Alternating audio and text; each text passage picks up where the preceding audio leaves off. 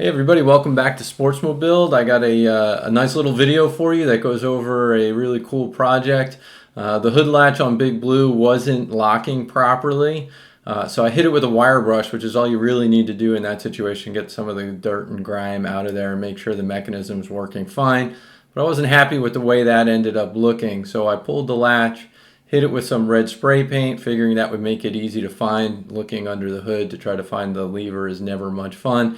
And I also added some grip tape to the push tab so that it's easy to feel where you need to be and which direction you need to push the lever.